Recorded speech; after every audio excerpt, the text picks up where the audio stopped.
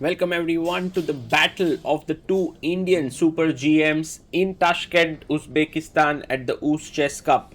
Every time Vidit enters, his logos of the sponsors make some beeping noise because that's metal that he has on his jacket. And well, he brings with him his wallet. And Vidit has had one draw and two losses in this tournament. He started off with two losses, but then managed to hold Nodirbek Abdusattorov in round 3. Now faces Arjun Erigaisi. It's going to be a very exciting clash between these two players, and Vidit has the black pieces. Arjun, on the other hand, has had a good start. He has a win and two draws here.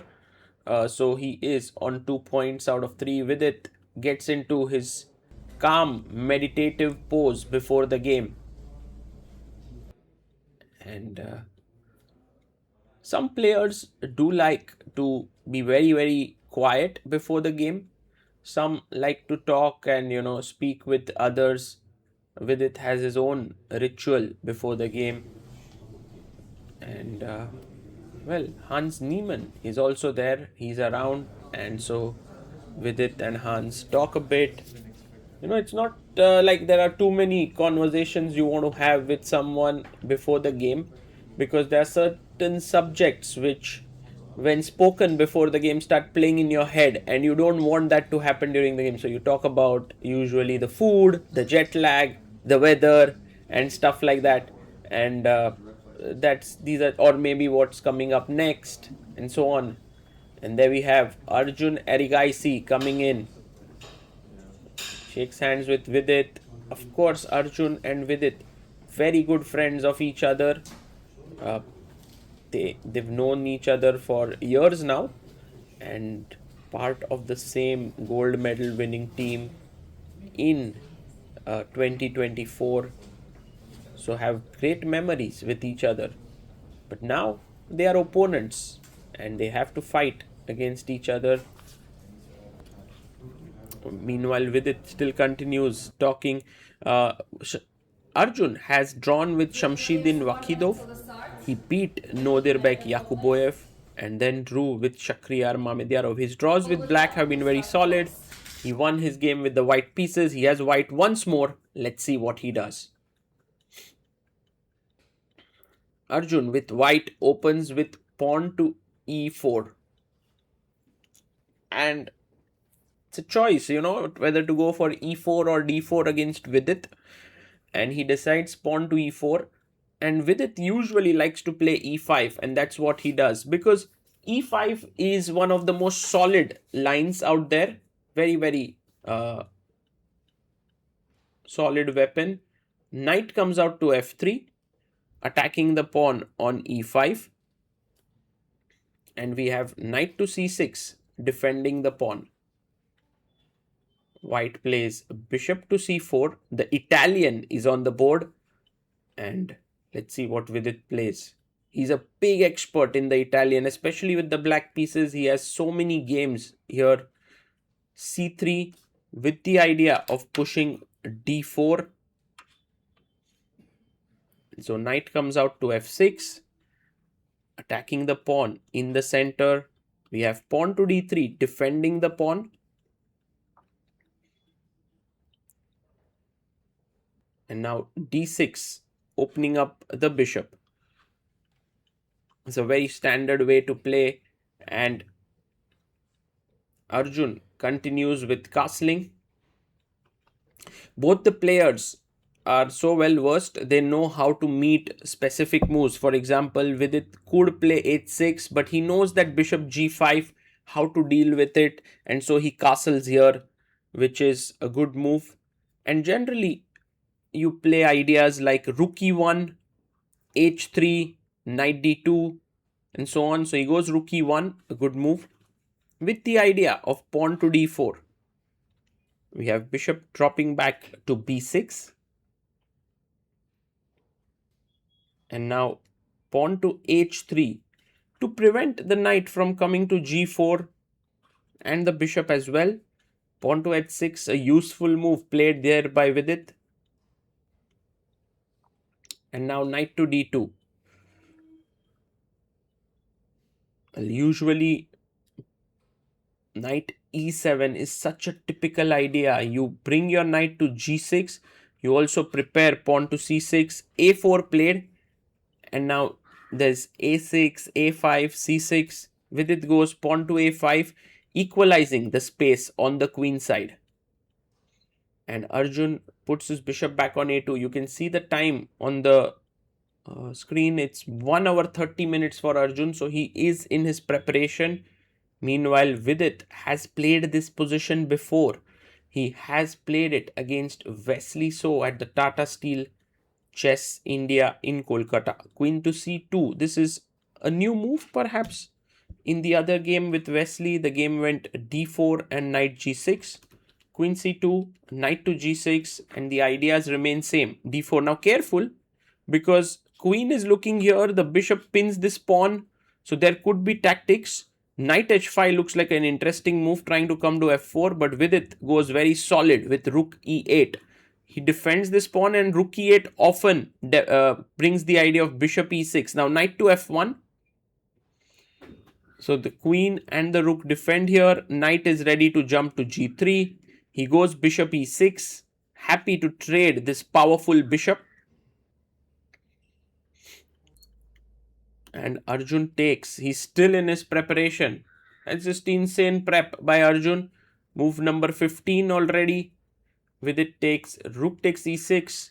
And maybe now knight to g3 is the logical plan to go ahead. Yes, knight to g3 on the board. Vidit now has to think what to do. He takes his time, close to 20 minutes, and plays queen to c7 to bring the rook. And look at Arjun there, bishop d2. He's prepared here as well. And the idea of bishop d2 to connect the rooks. Vidit brings his rook to e8, trying to put pressure on the e4 pawn down to 41 minutes. Arjun plays this also very quickly, rook a d1. Wow, insane. And now will Vidit play d5? It's an equalizer, but he should know all the tricks and what's happening. It's not so easy to be aware. Let's say, for example, d5, de, de, and all of these calculations are complicated. And he finds it, d5, he plays it with 29 minutes on the clock. If Arjun replies quickly, that would really put pressure on Vidit, and he does it. He's still in his preparation because knight e5, there is knight d4 attacking the rook. So he here plays d takes e4. Okay, if you take here, I have here and black is better. So clearly you have to take on e4. And now knight e5. Wow, taken here. The point being, if knight f6, there's rook f6. Enough protection. Again, he responds quickly, goes knight d4. And with it down to 26 minutes. Knight takes e4, taken. And very nice move by Vidit, because if knight e6, there's knight f3 check with queen coming in and game over. What a beautiful tactic spotted. So Arjun knows his stuff. He takes rook e4. Bishop takes d4 by Vidit Gujrathi. Takes here. It's move 23 and Arjun at 132. Oh my goodness me. Man, Arjun Erigaisi has solved chess. Knight g6 played. Maybe if he's still in his prep, he'll takes it super quick. Vidit is like, what the hell am I facing here? I'm at down to 20 minutes. Arjun at 1 hour 32 minutes. Oh my goodness. 25 moves. Rook d6. D takes c6. Arjun still blitzing. What's impressive for me is that Vidit is playing against a machine and is holding his own. Rook takes c6. Queen b3. Arjun plays at 133. Move number 27. Keeps getting up. Vidit under pressure. Knight to h4. Maybe a small error. I think this is the first time that Arjun will sit down to think now. Yes, he's thinking, and Vidit gets up finally. Pawn to g3 after 6 minutes of thought. and Vidit comes back. He's like, I maybe provoked a bit of weakness here. Bishop c3. White can claim a small edge. You know, good bishop against a knight. Pawn on a5 is a weakness. Rook to c5 played.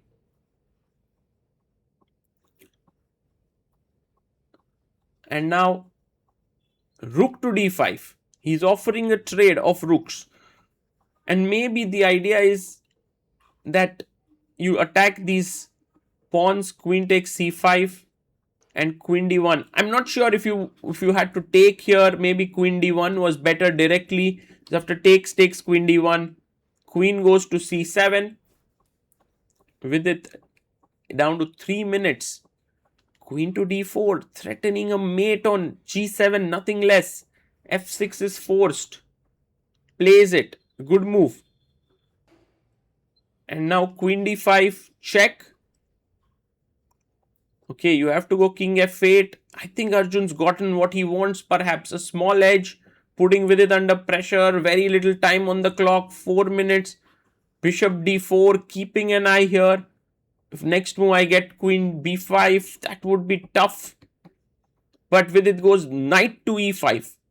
And now if you go here, then there's knight f3 check and you lose the bishop. So h4 played by Arjun, king e7. Vidit is somehow feeling that he's coming closer to stabilizing his position, but maybe not completely. There's always threat of taking the knight, h5, fixing the pawns here. Queen e4, pinning the knight, threatening f4. We have king to f7.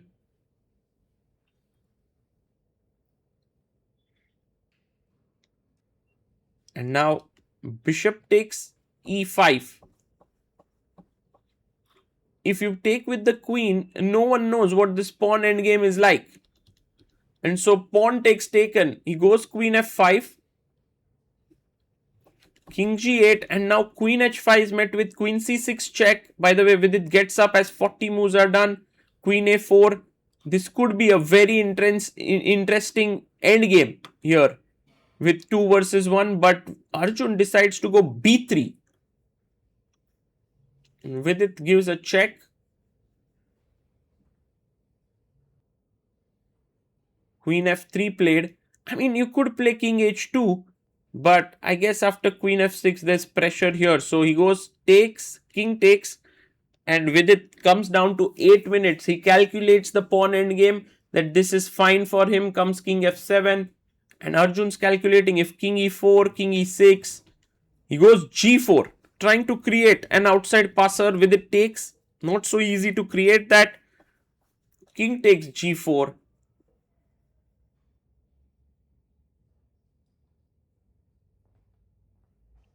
And g6 played. So if you go king g5 trying to come further, I have king g7 and you can't make progress. And Arjun goes king f3 and he offers a draw. Vidit takes it. The players have agreed to a draw. What a game this is, and what a good hold by Vidit. And why don't you take the pawn, says Vidit. And look, the analysis perhaps is going around what we saw a few minutes ago, which was here queen takes h5, queen c6, queen f3, queen a4, or maybe just move the king away, perhaps king h2, queen a4, queen e5. And what Arjun maybe didn't like is queen c6 and then pushing the pawns forward. This might have been something that Arjun didn't want to go into. And you can see already the camaraderie between them the moment the game ends. It's very cool. And the king and pawn end game, like if you look here, king f7, king e4, king e6, you want to try and wait here, but I have the move g6. And once you play g4, there's this very cool move g5. And this is a very typical thing which you have to be very careful about. If you take here, I take here. If you take on g5, I go h4. And so here, maybe this is not able to make progress. So you go a g4, h takes, king takes, and now with it went g6. If you go king g5, I have king g7, and it looks like black is maybe running out of moves, but now king f7, king h6, and king f6, black wins. So if you go try to go from behind, I am the one whose king is more active.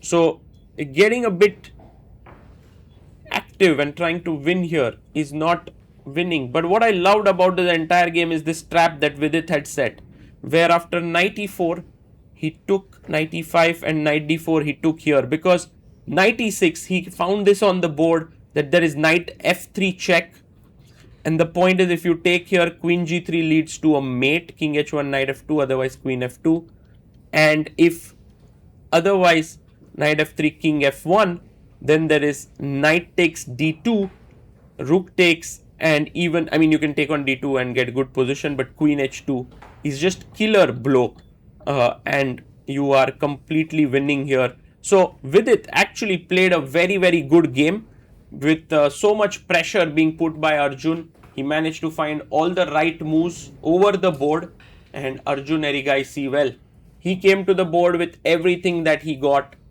but Vidit managed to hold him. What a game between these two Indians.